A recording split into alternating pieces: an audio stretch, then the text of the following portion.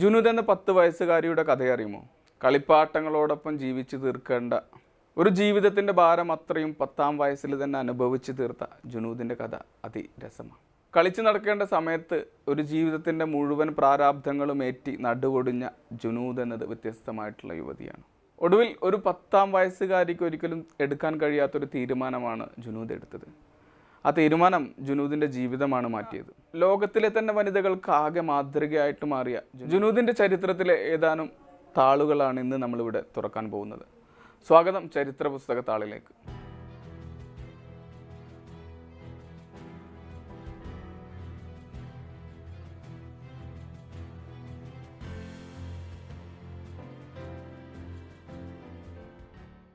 ജുനൂദ് വയസ്സ് 10. ജുനൂദ് അവളുടെ കഥ പറഞ്ഞു തുടങ്ങുന്നത് ഒരു കോടതി പരിസരത്തു നിന്നാണ്. ആദ്യമായിട്ടാണ് അവൾ വീടിന് പുറത്തേക്ക് തനിച്ച് പോകുന്നത്. ആദ്യമായിട്ടാണ് അവൾ കോടതി കാണുന്നത്. ചുറ്റിനും ഒരുപാട് ആളുകൾ, വളരെ തിരക്കേറിയ ഈ കോടതിയിലൂടെ ആളുകൾ അങ്ങോട്ടും ഇങ്ങോട്ടും സഞ്ചരിക്കുന്നുണ്ട്. ആരും അവളെ ശ്രദ്ധിക്കുന്നില്ല. ഒരു വക്കീലിനെ കാണണം, അത്രമാത്രമേ ജുനൂദിനെ അറിയൂ. ആളുകൾ തിരക്ക് പിടിച്ചിട്ട് ഓടുകയാണ്. ഇതുവരെ കേൾക്കാത്ത സംസാര രീതികൾ, ഇതുവരെ കാണാത്ത സംസ്കാരം, ഇതുവരെ ഒരു ജീവിതത്തിൽ ഒരിക്കൽ പോലും കാണാത്ത ഒരുപാട് മനുഷ്യർ. അവൾ വല്ലാണ്ട് പേടിച്ചരണ്ടു. 10 വയസ്സുള്ള ഒരു കുട്ടി കോടതി പരിസരത്ത് ഒറ്റയ്ക്ക് നിൽക്കുകയാണ്. അങ്ങനെ പേടിച്ചരണ്ട ജുനൂദ് തൊട്ടടുത്ത് നിന്നിരുന്ന ഒരു പർദ്ദ ധരിച്ചിരുന്ന സ്ത്രീയുടെ മറപറ്റി നിന്നു. വല്ലാണ്ട് പേടിച്ചപ്പോൾ അവരുടെ പർദ്ദയിൽ പിടിച്ചു. അവരെ ഓരം ചേർന്ന് നിന്നു. അങ്ങനെയാണ് അവർ ജുനൂദിനെ ശ്രദ്ധിക്കുന്നത്. ഒരു വക്കീലിനെ കാണണം, അതെങ്ങനെയാണെന്ന് ജുനൂദിനെ അറിയില്ല. അത് മാത്രമാണ് മനസ്സിൽ, മസ്തിഷ്കത്തിൽ മുഴുവൻ ഒറ്റ കാര്യം മാത്രമാണ്. എങ്ങനെയെങ്കിലും ഒരു വക്കീലിനെ കാണണം, തൻ്റെ പ്രശ്നങ്ങൾ പറയണം. അങ്ങനെ ആ സ്ത്രീ പെട്ടെന്നൊരു കുഞ്ഞ് തൻ്റെ ശരീരത്തിൽ, തൻ്റെ ഉടുപ്പിൽ പിടിച്ചപ്പോൾ അവർ നോക്കി. തീരെ പൊടിക്കുഞ്ഞാണ്, 10 വയസ്സ് മാത്രമാണ് ആയിട്ടുള്ളത്. ഇവളെങ്ങനെയാണ് ഇവിടെ ഇത്രയും തിരക്കിനിടയിൽ ഒറ്റപ്പെട്ടു പോയതെന്ന് ആ സ്ത്രീ വ്യാകുലപ്പെടുന്നുണ്ട്. അവർ ചോദിക്കുന്നുണ്ട്, നിനക്ക് എന്താണ് വേണ്ടതെന്ന്. ഒറ്റ വാക്കിൽ അവർ ജുനൂദ് ഉത്തരം പറയാണ്, എനിക്കൊരു വക്കീലിനെ കാണണം. ഈ കേട്ട സ്ത്രീ വല്ലാതെ അമ്പരന്ന് പോയി. 10 വയസ്സുള്ള ഒരു കുഞ്ഞ് ചോദിക്കേണ്ട അല്ലെങ്കിൽ പറയേണ്ട കാര്യമല്ല ഈ കുഞ്ഞ് പറയുന്നത്. എനിക്കൊരു വക്കീലിനെ കാണണം. വീണ്ടും അത് തന്നെ പറയാണ്. ഈ സ്ത്രീ മറ്റു പലതും ചോദിക്കാൻ ഒരുമ്പെട്ടെങ്കിലും, ചോദിക്കാൻ ശ്രമിച്ചുവെങ്കിലും ഒന്നിനും ഉത്തരം കിട്ടിയില്ല. ഉത്തരമായിട്ട് വീണ്ടും ജുനൂദ് പറഞ്ഞത് എനിക്കൊരു വക്കീലിനെ കാണണം, ഇത് മാത്രമായിരുന്നു.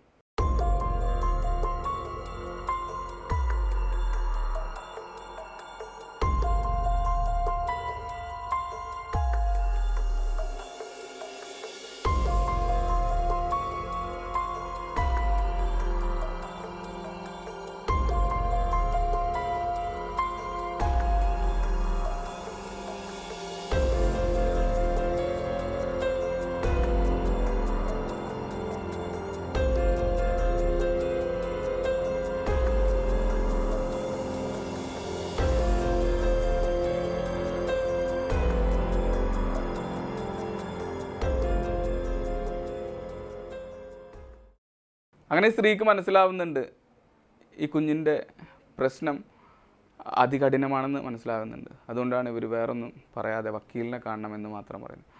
അപ്പോൾ ഈ സ്ത്രീ ഇവരോട് ചോദിക്കുന്നുണ്ട്, ജുനൂദിനോട് ചോദിക്കുന്നുണ്ട്, നിനക്ക് ഏത് വക്കീലിനെയാണ്, അതല്ലെങ്കിൽ ഏത് ജഡ്ജിയാണ് ഇവിടെ കാണേണ്ടത്? ഇതൊരു കോടതിയാണ്, ഇവിടെ ആയിരക്കണക്കിന്, നൂറുകണക്കിന് ജഡ്ജിമാരുണ്ട്, നൂറുകണക്കിന് വക്കീലന്മാരുണ്ട്, നിനക്ക് ഏത് വക്കീലിനെയാണ് കാണേണ്ടതെന്ന് ചോദിക്കും.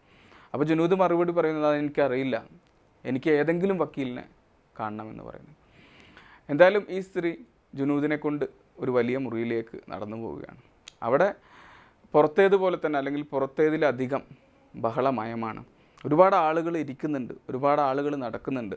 അതിൻ്റെയൊക്കെ ഏറ്റവും അറ്റത്തായി മെലിഞ്ഞ മുഖമുള്ള, നീണ്ട മുഖമുള്ള ഒരാളിരിക്കുന്നുണ്ട്. ജുനൂദിന് മനസ്സിലായി അതാണ് വക്കീലെന്ന്. അങ്ങനെ ഈ കൊണ്ടുപോയ സ്ത്രീ വക്കീലിനോട് കാര്യം ധരിപ്പിക്കുകയാണ്. അങ്ങനെ ജുനൂദിനെ, അവിടെ ഒരുപാട് ആളുകൾ കാത്തിരിക്കുന്ന ഇതിനിടയിൽ ജുനൂദിനെ അവരിരുത്തി അവർ പോവുകയാണ്. അങ്ങനെ ജുനൂദ് അവിടെ തൻ്റെ ഊഴം കാത്തിരിക്കുകയാണ് വക്കീലിനെ കാണാനായിട്ട്. അങ്ങനെ ക്ഷീണിതയായിട്ടുള്ള ജുനൂദ് ഉറക്കത്തിനിടയിൽ ഒരുപാട് സ്വപ്നങ്ങൾ കാണുന്നുണ്ട്. തൻ്റെ കഴിഞ്ഞു പോയ ജീവിതം കാണുന്നുണ്ട്. അതിലെ പൂക്കളെ കാണുന്നുണ്ട്, പൂമ്പാറ്റകളെ കാണുന്നുണ്ട്, സുഗന്ധം കാണുന്നുണ്ട്. ഇതൊക്കെ കണ്ട് ആ കൊച്ചു കുഞ്ഞ് ആ സോഫയിൽ ആ തണുപ്പിൽ കിടന്നിട്ട് ഉറങ്ങിപ്പോവുകയാണ്. അങ്ങനെ ഗാഠമായിട്ടുള്ള ഉറക്കത്തിനൊടുവിൽ ഒരു പതിഞ്ഞ ശബ്ദം ജുനൂദിൻ്റെ ചെവിയിലേക്ക് വരുന്നുണ്ട്. നിനക്ക് എന്താണ് വേണ്ടതെന്ന്.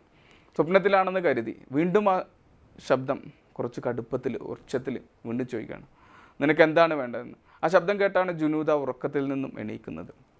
ഉറക്കം ഉണർന്നപ്പോൾ തൻ്റെ ഏറ്റവും അടുത്ത് അന്ന് മെലിഞ്ഞ നീണ്ട മുഖമുള്ള വക്കീലാണ് നിൽക്കുന്നത്. ചുറ്റിനും നോക്കി ആളുകളൊക്കെ ഒഴിഞ്ഞിട്ടുണ്ട്, തിരക്കൊക്കെ ഒഴിഞ്ഞിട്ടുണ്ട്. അപ്പോഴാണ് ജുനൂദിന് മനസ്സിലായത് താൻ എത്ര ദീർഘമായിട്ടാണ് ഇവിടെ കിടന്ന് ഉറങ്ങിയെന്ന്. വീണ്ടും വക്കീൽ ചോദിക്കുകയാണ്, മറുപടിയൊന്നും കിട്ടാത്തത് കാരണം. വളരെ സൗമ്യമായിട്ട് തന്നെ എന്നാൽ ഉറച്ച ശബ്ദത്തിൽ വക്കീൽ ചോദിക്കുകയാണ്, നിനക്ക് എന്താണ് വേണ്ടത്? ജുനൂദ് എടുത്ത വായിൽ ഉത്തരം പറഞ്ഞത്, എനിക്ക് വിവാഹമോചനം വേണമെന്നാണ്. ഇത് കേട്ട ഈ വക്കീലിൻ്റെ മുഖത്തെ ചോര വറ്റുകയാണ്. 10 വയസ്സുള്ള കുട്ടിയാണ് പറയുന്നത്, എനിക്ക് വിവാഹമോചനം വേണം.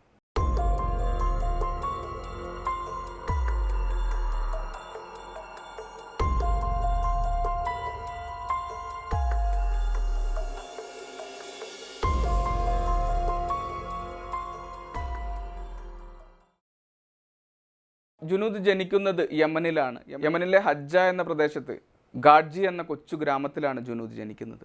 പിതാവിന് 2 ഭാര്യമാരാണുള്ളത്. അതിൽ 16 മക്കളാണ് പിതാവിനുള്ളത്. വളരെ സൗകര്യം കുറഞ്ഞ വളരെ ചെറിയൊരു വീട്ടിലാണ് അവർ ജീവിച്ചിരുന്നത്. അടിസ്ഥാന സൗകര്യങ്ങൾ പോലും ആ ഗ്രാമത്തിൽ എത്തിയിട്ടില്ല. വാഹനങ്ങൾ എത്തില്ല, വിദ്യാഭ്യാസം കൊടുക്കാൻ സ്കൂളുകൾ ഇല്ല, വൈദ്യുതി ഇല്ല, വെള്ളം തന്നെ എത്രയോ ഏക്കർ കടന്ന് ചുമന്നു കൊണ്ടുവരണം, ആശുപത്രികളില്ല. അങ്ങനെ തീരെ സൗകര്യങ്ങളില്ലാത്ത വളരെ ചുരുങ്ങിയ വളരെ കുഗ്രാമത്തിലായിരുന്നു അവർ ജനിച്ചത്. ഈ ജുനൂദിൻ്റെ ജനനത്തെക്കുറിച്ചൊക്കെ പറയുന്നുണ്ട്. ജുനൂദിൻ്റെ ജനനം വീട്ടിലായിരുന്നു. മറ്റെല്ലാ കുട്ടികളെയും ജനിച്ച പോലെ ജുനൂദിൻ്റെ അമ്മ വീട്ടിലാണ് പ്രസവിക്കുന്നത്. ഹോസ്പിറ്റലിലേക്ക് പോകാനുള്ള സൗകര്യങ്ങളൊന്നുമില്ല. ഏതോ ഒരു വാഹനം മാത്രമാണ് ആ ഗ്രാമത്തിലേക്ക് വരിക എന്നൊക്കെ പറഞ്ഞത്. അതിന് പ്രത്യേക തരം ടയറുകളൊക്കെ ഉള്ള, പാറകളും മണലൊക്കെ പുതഞ്ഞു കിടക്കുന്ന ഒരു വിശാലമായിട്ടുള്ള, അതല്ലെങ്കിൽ പൊടി മാത്രമുള്ള ഒരു ഗ്രാമം മാത്രമായിരുന്നു അത്. അങ്ങനെ ജുനൂദിൻ്റെ ജനനത്തെക്കുറിച്ച് ജുനൂദ് പറയുന്നത്, ജുനൂദ് ജനിക്കുന്ന സമയത്ത് ഉമ്മ പായൽ കിടന്നിട്ടാണ് പ്രസവിക്കുന്നത്. ജുനൂദിൻ്റെ ചേച്ചിയായിട്ടുള്ള ജമീലയാണ് കറിക്കരിയുന്ന കത്തി കൊണ്ട് ഈ പൊക്കിൾ കൊടി മുറിച്ച് മാറ്റിയിട്ട് ജുനൂദിനെ വേർപ്പെടുത്തുന്നത്.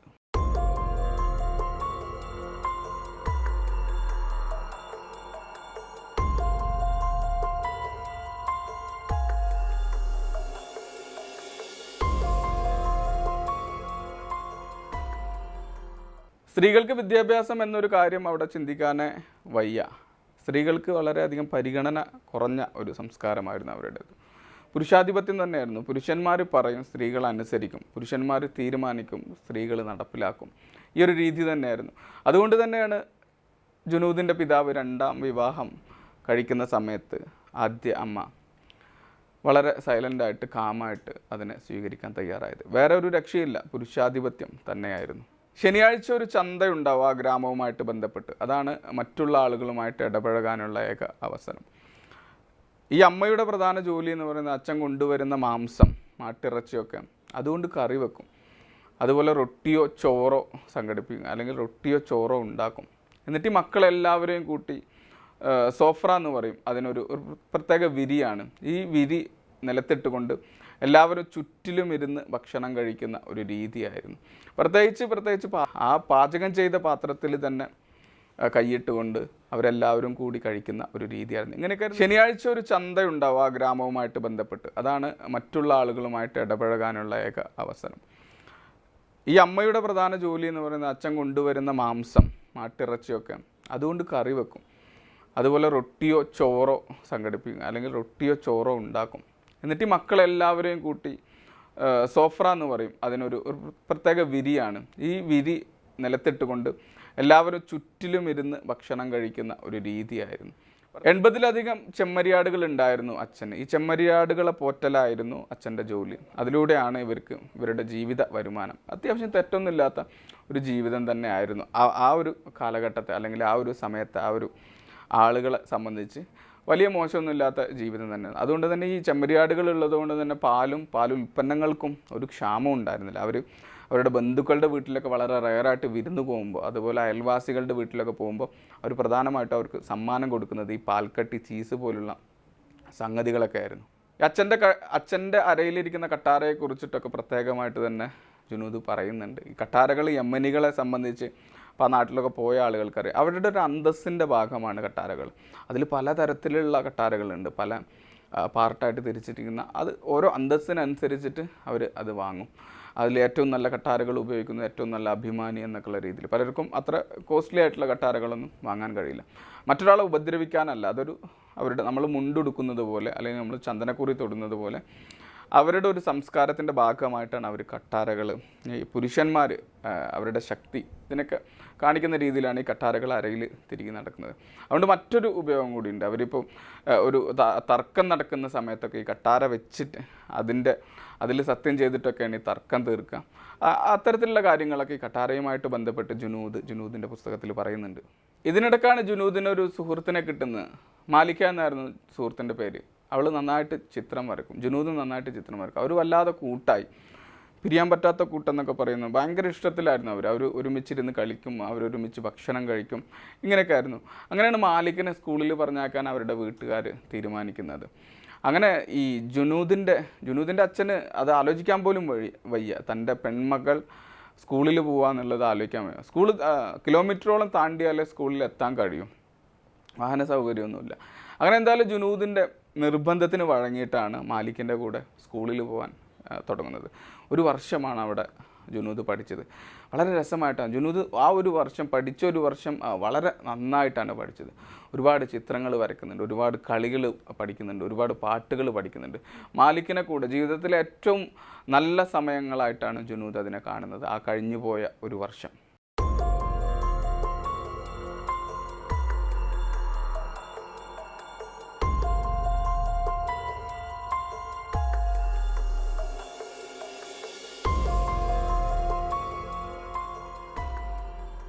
ഇതിനിടയ്ക്ക് നുജൂദിൻ്റെ കുടുംബത്തിൽ വലിയ 2 അപകടങ്ങൾ സംഭവിക്കുന്നുണ്ട്. അപകടങ്ങൾ എന്ന് പറഞ്ഞാൽ നുജൂദിൻ്റെ സഹോദരനായിട്ടുള്ള ഫാരിസ് പെട്ടെന്ന് ഒരു ദിവസം നാട് വിടുകയാണ്. എങ്ങോട്ടാണ് പോയതെന്ന് അറിയുന്നില്ല. അങ്ങനെ ആ ഒരു വേദന ആ കുടുംബത്തെ വല്ലാതെ അലട്ടിയിരുന്നു. നുജൂദിൻ്റെ അബ്ബ എന്നാണ് നുജൂദ് വിളിക്കുന്നത്, പിതാവ്. ഇതുവരെ കരഞ്ഞത് കണ്ടിട്ടില്ല. പക്ഷെ ഫാരിസ് പോയ സമയത്ത് നുജൂദിൻ്റെ അബ്ബ കരയുന്നുണ്ട്.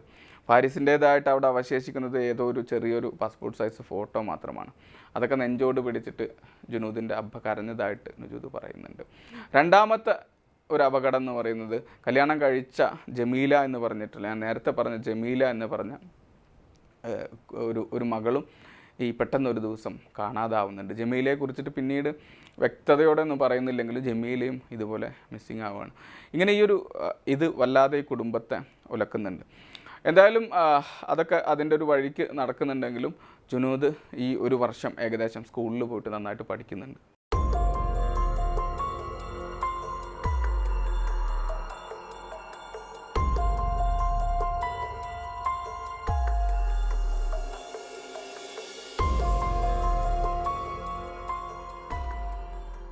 നുജൂദ് ഓർമ്മകൾ അവസാനിച്ച് വീണ്ടും വർത്തമാനത്തിലേക്ക് വന്നു. നമ്മളിപ്പോൾ നിൽക്കുന്നത് കോടതി സമുച്ചയത്തിലാണ്. ആ ഒരു നീണ്ടുമെലിഞ്ഞ ആ ഒരു വക്കീലിൻ്റെ മുന്നിലാണ്. വക്കീലിൻ്റെ അമ്പരപ്പ് മാറിയിട്ടില്ല. വിവാഹമോചനം വേണമെന്നാണ് നുജൂദ് പറഞ്ഞിട്ടുള്ളത്. വക്കീൽ വീണ്ടും ചോദിക്കുകയാണ്, നിനക്ക് എന്താണ് വേണ്ടത്? ഉറച്ച ശബ്ദത്തിലാണ് പറയുന്നത്. ഉള്ളിൽ തേങ്ങുന്നുണ്ട്, കരഞ്ഞു പോകുമോ എന്ന് നുജൂദ് പേടിക്കുന്നുണ്ട്. പക്ഷെ കരഞ്ഞില്ല, ഉറച്ച ശബ്ദത്തോടെയാണ് പറയുന്നത്, എനിക്ക് വിവാഹമോചനം വേണം. അങ്ങനെ രണ്ടാമതായിട്ട് വക്കീൽ ചോദിക്കുന്നുണ്ട്, നീ എങ്ങനെയാണ് 10ാം വയസ്സിൽ നീ വിവാഹിതയായത്? 10ാം വയസ്സാണെന്ന് നുജൂദിന് അപ്പോഴും ഉറപ്പില്ല. 9ാം വയസ്സോ അതല്ലെങ്കിൽ 10ാം വയസ്സോ എന്നാണ് പറയുന്നത്. അല്ലെങ്കിൽ ഈ ഒരു 9ലോ അല്ലെങ്കിൽ 10ലോ നീ എങ്ങനെയാണ് വിവാഹം അയച്ചത്? എൻ്റെ അബ്ബയാണ് എന്നെ വിവാഹം അയച്ചത്. നിനക്ക് എന്തുകൊണ്ടാണ് ഇപ്പോൾ വിവാഹമോചനം വേണമെന്ന് പറയുന്നത്? വീണ്ടും വക്കീൽ ചോദിക്കുകയാണ്. എന്നെ അയാൾ വല്ലാതെ ഉപദ്രവിക്കുന്നു, എന്നെ അയാൾ ജീവിക്കാൻ അനുവദിക്കുന്നില്ല, എന്നെ അയാൾ വല്ലാതെ പേടിപ്പിക്കുന്നു. അയാളൊരു മൃഗത്തെ പോലെയൊക്കെയാണ് നുജൂദ് പതിയെ പറഞ്ഞു വരുന്നത്.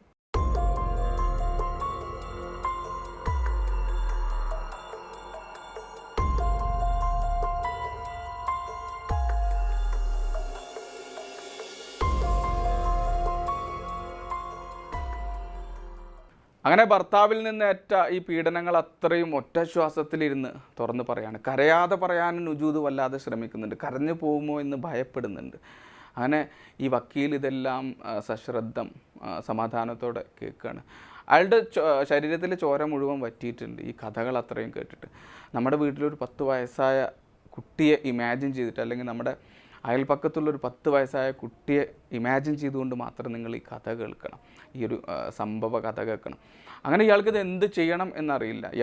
യമനിൽ സംബന്ധിച്ചിട്ട് ഇത്തരത്തിലുള്ള എപ്പോഴും നിയമങ്ങളാണെങ്കിലും പുരുഷന്മാർക്ക് ആധിപത്യം ഉള്ള നിയമങ്ങളായിരുന്നു. ഏത് രീതിയിൽ ഈ കുഞ്ഞിനെ രക്ഷിച്ചെടുക്കും എന്ന് അദ്ദേഹത്തിന് അറിയുന്നില്ല. അങ്ങനെയാണ് അദ്ദേഹത്തിൻ്റെ സഹപ്രവർത്തകനെ ഉടൻ വിളിച്ചു വരുത്തുകയാണ്. അങ്ങനെ സഹപ്രവർത്തകനും ഈ കഥ കേട്ടിട്ട് വല്ലാതെ പേടിച്ച് അല്ലെങ്കിൽ വല്ലാതെ അമ്പരപ്പോടെ നിൽക്കുകയാണ്. അങ്ങനെ ഇദ്ദേഹത്തിനും വ്യക്തമായിട്ടുള്ളൊരു ധാരണയല്ല. അയാളുടെ മുഖത്ത് വന്നതിലും അധികം ഗൗരവം കുമിഞ്ഞുകൂടുകയാണ്. ഏത് രീതിയിൽ ഇതിനെ കൈകാര്യം ചെയ്യുമെന്നറിയില്ല. ഈ കുഞ്ഞിനെ തിരിച്ചയക്കാൻ കഴിയില്ല. ഇനി വരാൻ പോകുന്നത് വാരാന്ത്യത്തിലാണ് അന്നത്തെ ദിവസം നിൽക്കുന്നത്. ഇനി 2-3 ദിവസം അവധിയാണ്, കോടതി പ്രവർത്തിക്കില്ല. ഈ കുഞ്ഞിനെ അത്രയും ദിവസം എവിടെ ഹോൾഡ് ചെയ്യുമെന്ന് ഇവർക്ക് അറിയുന്നില്ല. അങ്ങനെ അതുമായിട്ടൊരു ചർച്ച നടക്കുന്നുണ്ട്. അങ്ങനെ മൂന്നാമതൊരു വക്കീലും, ഈ ആദ്യത്തെ മെലിഞ്ഞ നീണ്ട മുഖമുള്ള വക്കീലിൻ്റെ വീട്ടിൽ കൊണ്ടുപോകായിരുന്നു. പക്ഷേ അദ്ദേഹത്തിൻ്റെ ഭാര്യയും കുഞ്ഞുങ്ങളും മറ്റൊരു സ്ഥലത്താണ്. അപ്പോൾ ഇസ്ലാമിക നിയമപ്രകാരം അങ്ങനെ ഒരു പുരുഷൻ്റെ കൂടെ മറ്റൊരു അന്യ സ്ത്രീക്ക് താമസിക്കാൻ പാടില്ല. അപ്പോൾ അതിൻ്റെ ഒരു അടിസ്ഥാനത്തിൽ അവർക്ക് കൊണ്ടുപോകാൻ കഴിയില്ല. അങ്ങനെയാണ് മൂന്നാമതൊരു വക്കീൽ സഹായത്തിനായിട്ട് എത്തുന്നത്. എൻ്റെ മകളുടെ പ്രായം മാത്രമാണുള്ളത്, ഞാൻ അവളെ കൊണ്ടുപോയിക്കോളാം എന്ന് പറഞ്ഞിട്ട് അങ്ങനെ 3 ദിവസത്തിന് വേണ്ടിയിട്ട് അവരുടെ വീട്ടിലേക്ക് കൊണ്ടുപോകണം. അവരുടെ വീട്ടുകാരെ കുറിച്ചിട്ടൊക്കെ ജുനൂദ് പിന്നീട് വളരെ നന്ദിയോടെയാണ് ഓർക്കുന്നത്. അവിടെ ചെന്നിട്ട് നല്ല സ്വീകരണമാണ് കൊടുക്കുന്നത്. ജുനൂദ് പറയുന്നുണ്ട്, ഞാൻ കാലം കുറേ കഴിഞ്ഞിട്ട് എൻ്റെ ഈ ചിരി ചന്ദ്രക്കല പോലെ വിടർന്നത് ആ ഒരു വീട്ടിൽ നിന്നാണ്. നല്ല ഭക്ഷണം കൊടുക്കുന്നുണ്ട്, നല്ല വസ്ത്രം കൊടുക്കുന്നുണ്ട്, കളിക്കാൻ അവരുടെ കുട്ടികളുടെ കൂടെ ഇവർ കാർട്ടൂണോ കാണുന്നുണ്ട്, കളിക്കുന്നുണ്ട്. അങ്ങനെ ആ ഒരു ദിവസങ്ങൾ അവിടെ പോവുകയാണ്. ഇതിനിടയ്ക്ക് ഈ ഗ്രാമത്തിൽ നിന്നും ഇവരുടെ കുടുംബം പട്ടണത്തിലേക്ക് മാറുന്നുണ്ട്. ഒരു വാടക വീട്ടിലേക്കാണ് മാറുന്നത്. അതിൻ്റെ ഒരു കാര്യങ്ങളൊക്കെ ഉണ്ട്, ഞാനത് ഷോർട്ടായിട്ടും പറയാണ്. അപ്പോൾ അതോടെ അച്ഛൻ്റെ ജോലിയൊക്കെ പോവുകയാണ്. അച്ഛന് ചെമ്മരിയാടുകളൊക്കെ വിറ്റുകൊണ്ടാണ് ഇങ്ങോട്ട് മാറുന്നത്. പ്രത്യേകിച്ച് ജോലിയൊന്നുമില്ല. ഏതോ 1-2 സ്ഥലത്ത് തൂപ്പിനായിട്ട് പോകുന്നുണ്ട്, അതും കൃത്യമായിട്ടൊന്നുമില്ല. വളരെ കഷ്ടത്തിലായിരുന്നു. അച്ഛൻ ഏത് സമയവും ഘാട്ട് ചവച്ചുകൊണ്ട് മലർന്ന് കിടക്കായിരുന്നു എന്നാണ് പറഞ്ഞത്. ഘാട്ട് എന്ന് പറഞ്ഞാൽ യമനികൾ മാത്രമല്ല, സൗത്ത് ആഫ്രിക്കയിലൊക്കെ പല ഭാഗങ്ങളുണ്ട്. ഒരു പ്രത്യേക തരം അവർ കൃഷി ചെയ്തെടുക്കുന്ന എല്ലയാണ് ഘാട്ട്. അപ്പോൾ അവരുടെ ദേശീയ ഇലയായിട്ടൊക്കെ നമുക്കതിനെ പറയാം. അത് ലഹരി അവരുടെ പ്രധാന വിനോദം എന്ന് പറഞ്ഞാൽ ഈ ഘാട്ട് ചവച്ചുകൊണ്ടിരിക്കുകയാണ്. ഈ പച്ചില ചവച്ച് കവിളിനൊരു വശത്താക്കിയിട്ട് അങ്ങനെ ഇരിക്കുക. ആണുങ്ങളുടെ പ്രധാന വിനോദം അതന്നെ. അപ്പോൾ അതന്നെയായിരുന്നു ഈ അബ്ബയും ചെയ്തിരുന്നത്. പ്രത്യേകിച്ച് ജോലിക്കൊന്നും പോകുന്നില്ല. വീട്ടു ചെലവ് തന്നെ കഷ്ടിയായിട്ട് ബുദ്ധിമുട്ടി. സാധാരണ മാട്ടിറച്ചിയും ചോറുമൊക്കെ കഴിച്ച് ജീവിച്ചിരുന്ന ഇവർക്ക് അതൊന്നും വാങ്ങാനുള്ള ശേഷിയില്ലാതെ അങ്ങനെ പച്ചക്കറികൾ മാത്രമായി മെനുവിൽ. അതും മുന്നോട്ട് പോകാൻ കഴിയാത്ത സമയത്ത് അമ്മ പലപ്പോഴും ജീവിത ചെലവുകൾ മുന്നോട്ട് കൊണ്ടുവരുന്നത് വീട്ടിലുള്ള എന്തെങ്കിലും വസ്തുക്കൾ വിറ്റുകൊണ്ട്, പാചകത്തിന് ഉപയോഗിക്കുന്ന സാധനങ്ങൾ, കറിക്കരിയുന്ന കത്തി, പാത്രങ്ങൾ, ഇതൊക്കെ പട്ടണത്തിൽ കൊണ്ടുപോയി വിറ്റുകൊണ്ടാണ് ജീവിത ചെലവ് മുന്നോട്ട് കൊണ്ടുപോയിരുന്നത്. ജീവിതം വളരെ കഠിനമായപ്പോൾ ആൺമക്കളൊക്കെ അവിടെ സാധാരണയായിട്ട് ചെയ്തിരുന്നത് ട്രാഫിക്കിൽ ചെന്ന് നിൽക്കും. അവിടെ വന്ന് നിൽക്കുന്ന വണ്ടിക്കാർക്ക് എന്തെങ്കിലും ടോയ്സോ അതല്ലെങ്കിൽ ചുയിങ്കമൊക്കെ വിറ്റിട്ട് അതിൽ നിന്ന് കിട്ടുന്ന ചെറിയ നാണയത്തുട്ട് കൊണ്ടാണ് പല കുടുംബങ്ങളും അവിടെ കഴിഞ്ഞത്. പെൺകുട്ടികളാണെങ്കിൽ അവിടെ ചെയ്തിരുന്നത് പുറത്തേക്ക് ഇറങ്ങിയിട്ട് ഭിക്ഷയാചിക്കുമായിരുന്നു. അങ്ങനെ ഭിക്ഷയാചിക്കുന്ന സമയത്ത് പല തവണ പോലീസുകാർ ഇവരെ കൊണ്ടുപോകുന്നുണ്ട്. അങ്ങനെ ഈ ജുനൂദിന് തീരെ കഴിയുന്നില്ല ഭിക്ഷയാചിക്കാൻ. എങ്കിലും ബുദ്ധിമുട്ടുകൊണ്ട് പലതവണ ഈ ഗ്ലാസ്സിലൊക്കെ മുട്ടി പണം വാങ്ങി ഭിക്ഷയാചിച്ചിട്ട് കുറേ കാലം ജീവിച്ചിട്ടുണ്ട്.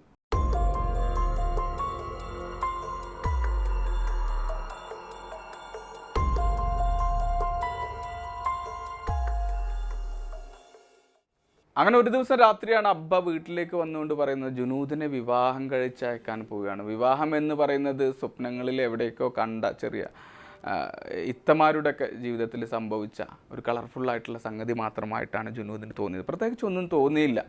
തൻ്റെ വിവാഹമാണ്. 10 വയസ്സ് പോലും തികയാത്തൊരു കുഞ്ഞിൻ്റെ വിവാഹത്തെക്കുറിച്ചാണ് നമ്മളിവിടെ ചർച്ച ചെയ്യുന്നത്.